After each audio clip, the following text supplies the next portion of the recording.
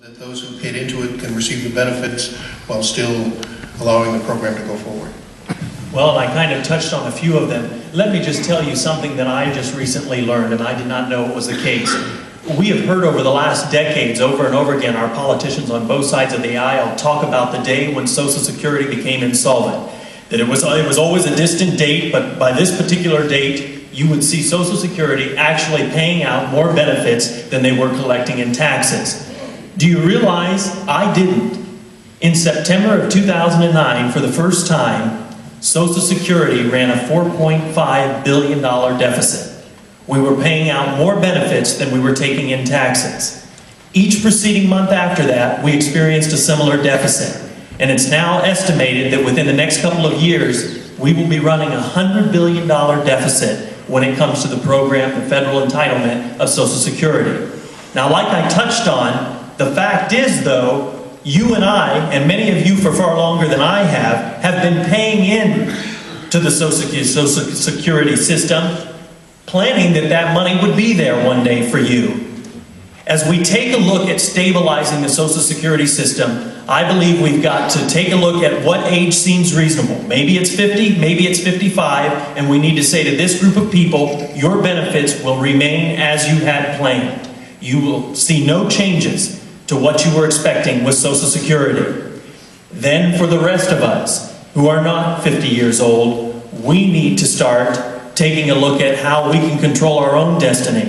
And one of the ways the federal government might be able to help us in terms of adapting today's Social Security system into one that's actually able to endure is the personal retirement accounts.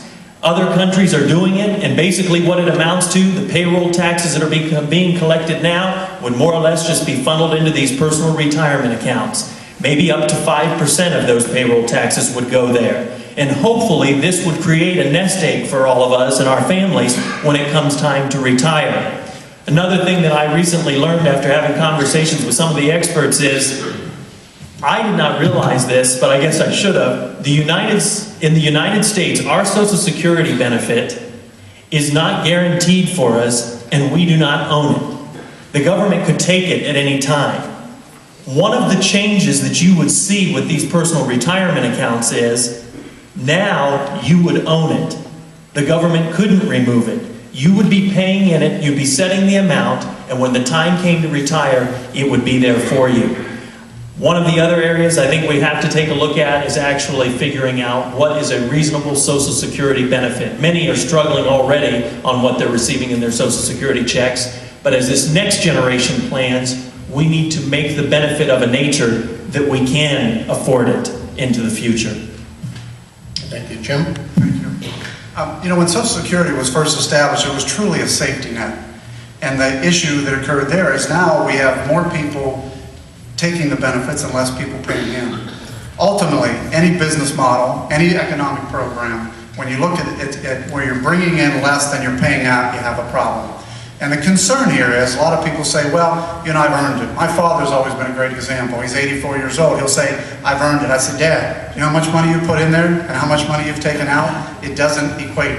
I said, it was a safety net. So what we need to do, as in any good business program and in any good government program, is we have to have a program that is stable and doesn't put the burden on future generations. One of the reasons that I'm running for Congress is I'm concerned for my children and I'm concerned for my grandchildren. We have programs that are going to continue. By the way, I don't have any grandchildren right now, but I look out to the future. And I'm concerned that if we don't stabilize each one of these programs, we're going to be putting the burden of this financial mess on their back, and that's not fair in the Social Security system. So we need to go back to the original reasons, which were a safety net. There are always people that are going to need that safety net, and the one thing I believe in is making sure we take care of those.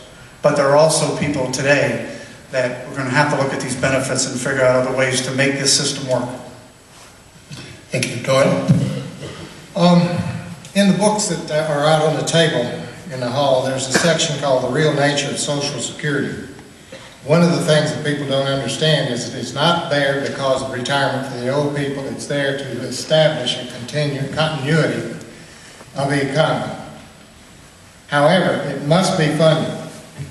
If we end up having equivalency between taxes and tariffs between foreign and domestic production. Part of that would be a tariff, and I would assume that that would be additional funds that we could put into Social Security.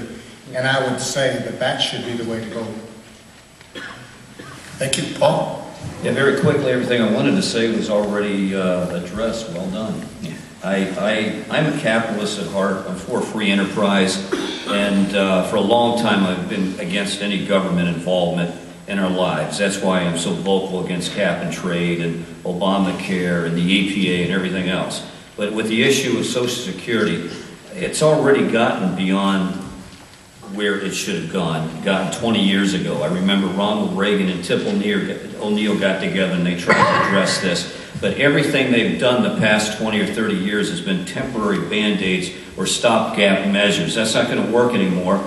And I agree with Jim that it started off as a safety net, and it was just supposed to be for retirees. And I forget the exact number, but I think back then, for every person that received Social Security back when it started, there was at least 70 people paying into that system. Now I think the ratio is down to an ungodly 3 to 1, and who knows what it's going to be like. I heard it's going to be 2 to 1 or worse within 5 to 10 years.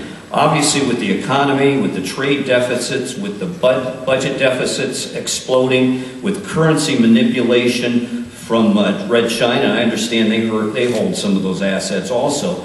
And you would not believe, we don't have time to go into it now, Jim, Matt, and Doyle, but the backroom deals and the con games that are being played. Right now, when you put money into Social Security, the government takes it out every day, every week, and they slide it into another program. They borrow from that. That's not what it's supposed to happen.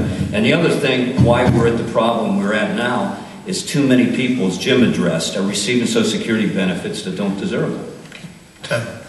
Thank you.